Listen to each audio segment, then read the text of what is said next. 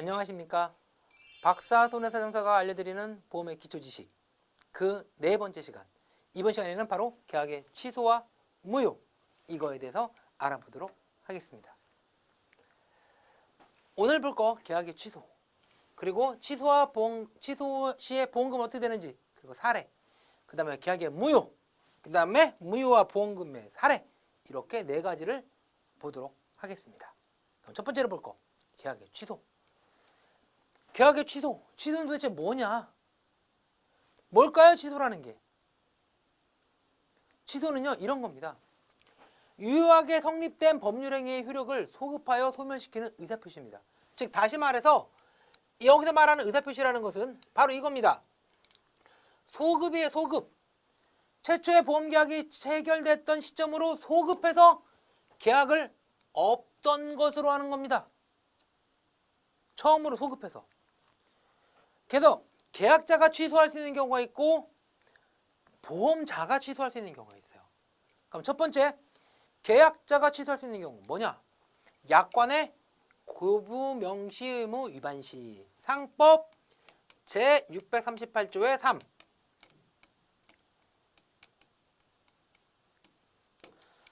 약관의 교부 명시 의무를 위반하면 3개월 이내 그 계약을 취소할 수 있습니다.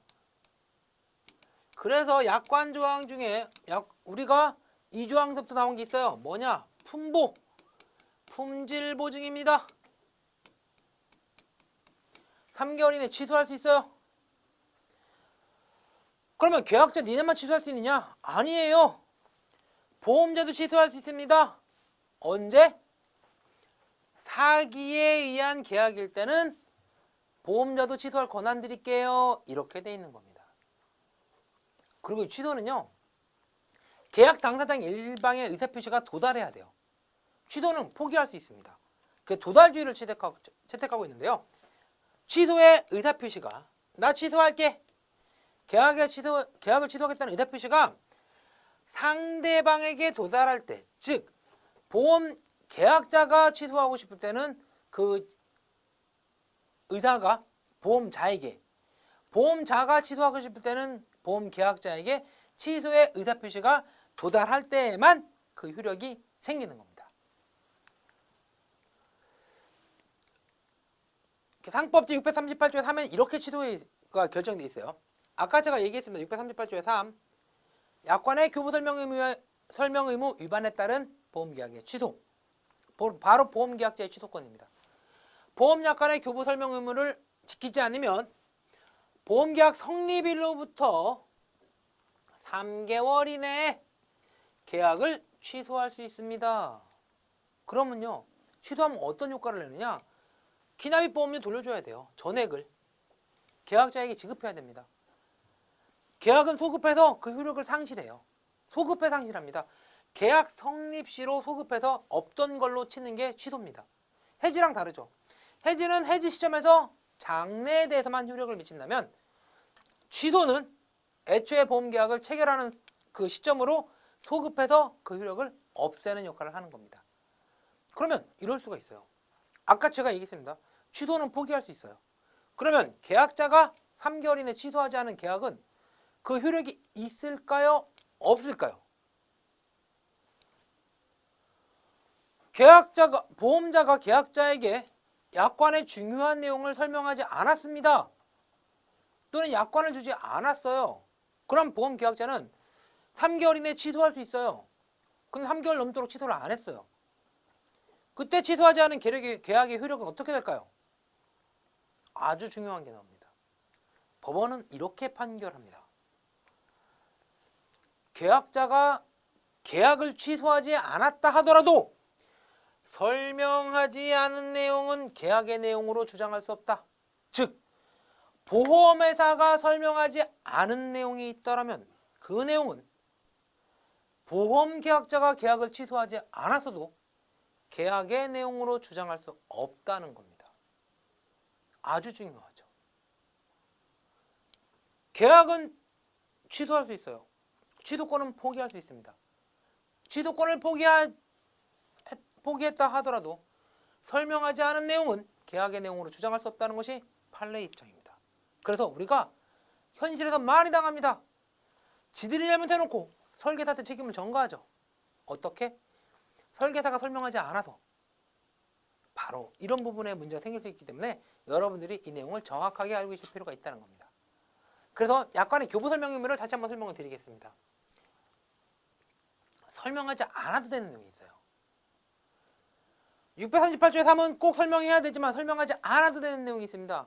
근데 이때 설명하지 않아도 되는 내용은요, 법률상 약관상 조항이 아닙니다. 판례에서 인정하고 있는 거예요. 이런 내용들은 설명하지 않아도 돼요. 첫 번째 뭐냐? 보험계약자나 그 대리인이 그 내용을 충분히 잘 알고 있는 경우예요.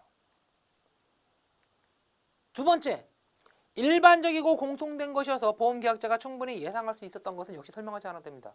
세 번째, 법령 규정에 의하여 정해진 것을 부연하는 정도는 설명하지 않아도 됩니다. 그러나 여기엔 다 함정이 있어요. 함정이 있어요. 이 정도가 되려면 저 같은 전문가들이 해야겠죠. 두 번째, 일반적이고 공통적인 거 어떤 것일까요? 애매합니다. 세 번째, 법령 규정이 있어도 설명하라고 합니다. 어떤 경우?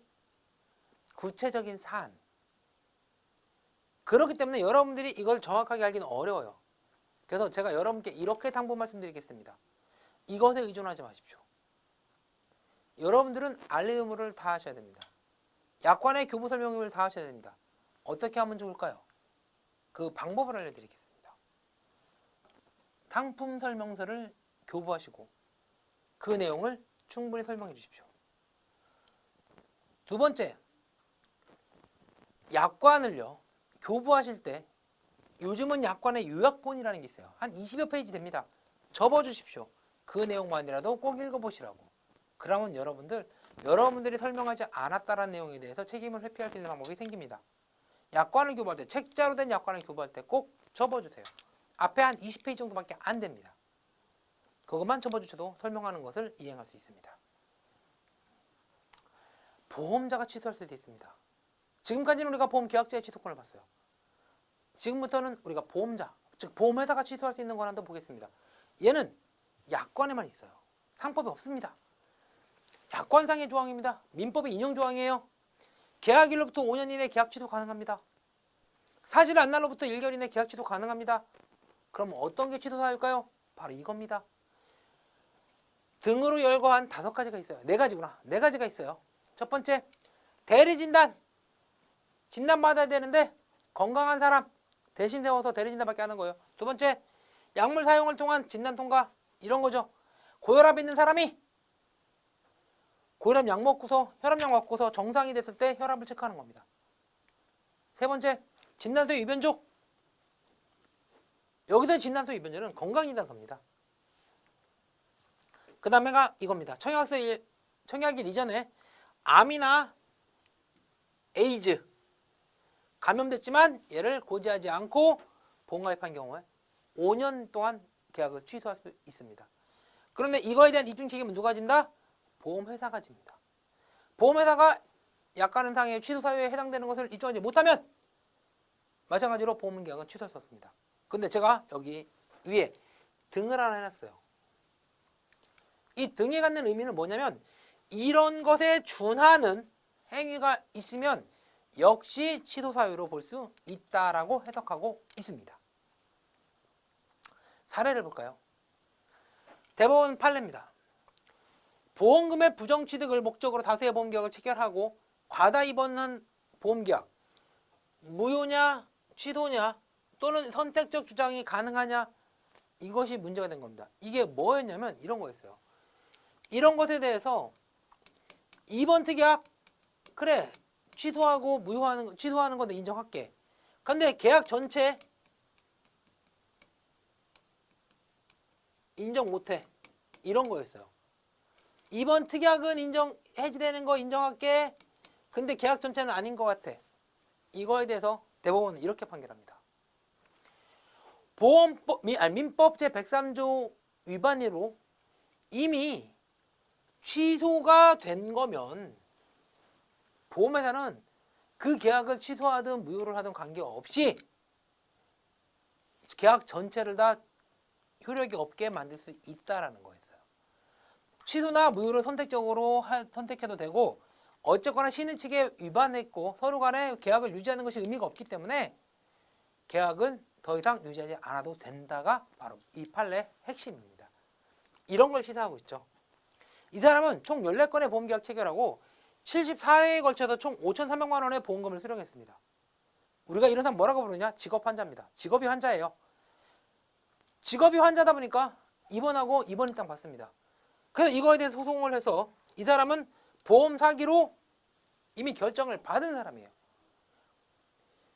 내가 입원 일당에 대해서는 보험 사기를 인정한다. 그러나 실손의료비에 대해서는 보험 사기 신경 없으니까 실손의료비 특약은 영상적으로 유지해줘.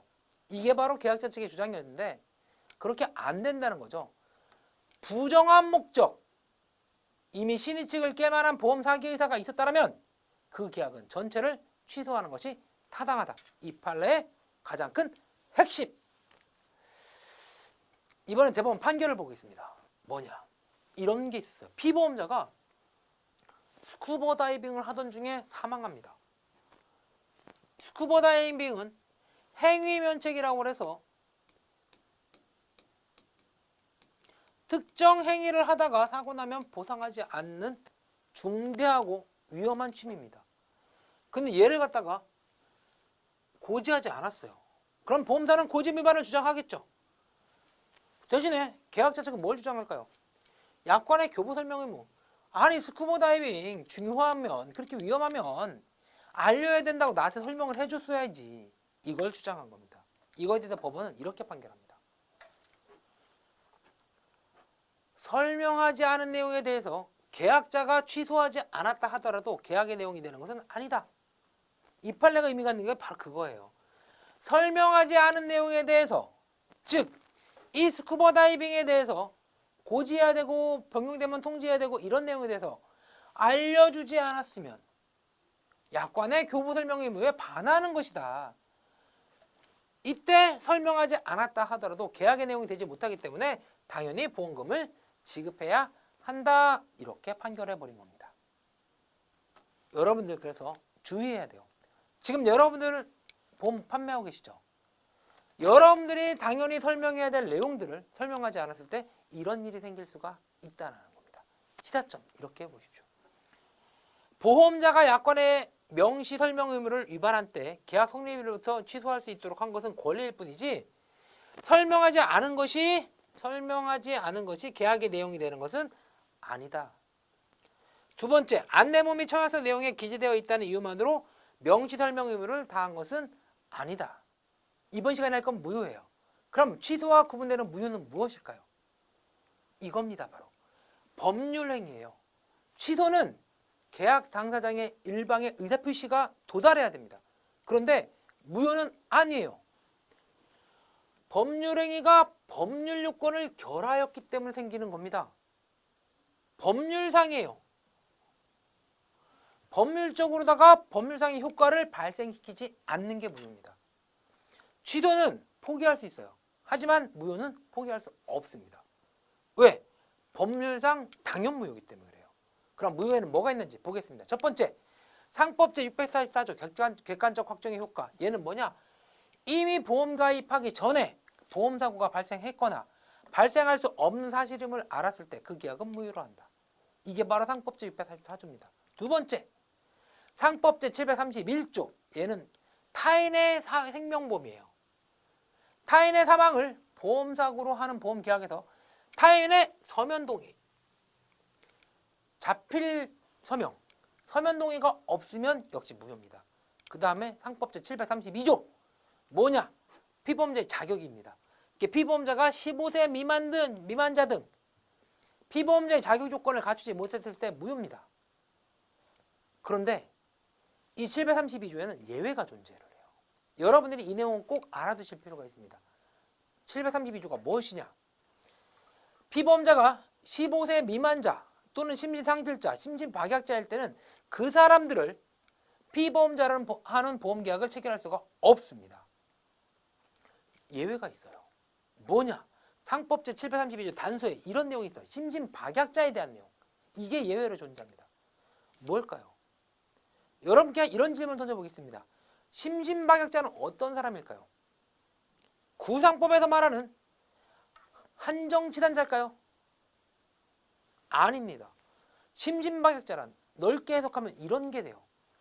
정신과 치료를 받는 모든 피보험자가 심신박약자가 됩니다. 그러면 심신박약자인 사람이 피보험자라는 사망보험계약은 무효입니다. 그런데 무효가 되지 않을 수가 있어요. 어떻게 하면 무효가 되지 않을 수 있을까요? 바로 보험계약자와 피보험자를 같게 하면 무효가 되지 않습니다. 그 이유는 뭐냐? 상법 제732조 단서 심신박약자가 보험계약의 계약자이거나 단체의 보험의 피보험자인 경우에는 그러하지 아니합니다. 다시 말해서 심신박약자가 직접 보험계약을 체결했으면 이 계약은 유효합니다.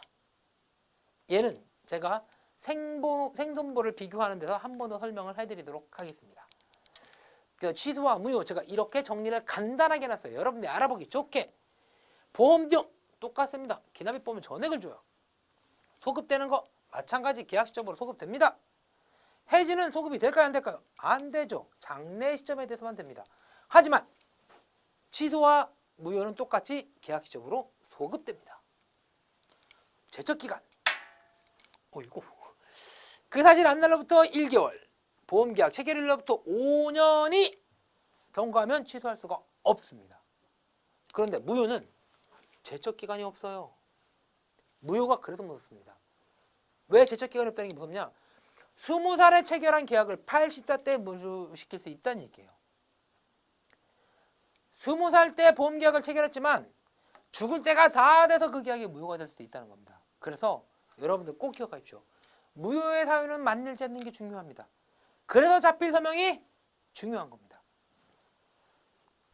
취소는 취소 사유가 존재하면 당사자 일방의 의사표시에 의해서 취소할 수 있어요. 하지만 무효는요. 법률 요건의 결여입니다. 법률상 당연 무효예요. 그래서 권리의 포기도 안 됩니다. 취소는 권리 포기가 가능합니다. 하지만 무효는 포기 여부 결정이 불가합니다. 이런 차이점만 알아두시면 취소와 무효 큰 의미 없을 크게 헷갈릴 일 없으실 겁니다. 내가 딱 한 가지는 제가 다시 한번 당부해 드립니다. 바로 이 제척기간 없는 무효. 꼭 기억하십시오. 왜? 어마어마하게 큰 부담으로 작용할 수 있는 부분이 될 겁니다. 사례를 볼게요. 서면미동이 사후 추인, 즉 뭐냐? 보험계약 성립 시까지 서면동의가 없었습니다. 그러면 보험계약 체결된 이후에 나중에 사후에 추인을 하면 계약이 정상적으로 될 것이냐? 어떻게 생각하시나요? 보험계약 체결 후 사후 추인된 계약의 유효성. 수년간 보험료를 수령해갖고 입원급여금도 지급한 사실이 있으니까 사망 시에 무효시킬 수 있을까요?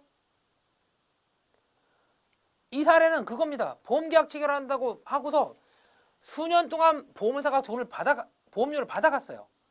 그리고 그 보험기간 동안에 입원급여금도 지급한 사실이 있습니다. 그럼에도 불구하고 피보험자가 사망하니까 계약 무효를 주장합니다. 야, 니네 보험금까지 줘놓고서 이제 와서 계약 무효 주장하는 건 너무하지 않아? 법원은 어떻게 판결했을까요? 법원은 어떻게 판결했을까요? 무효입니다. 무효. 왜? 계약 성립 시에 이미 무효면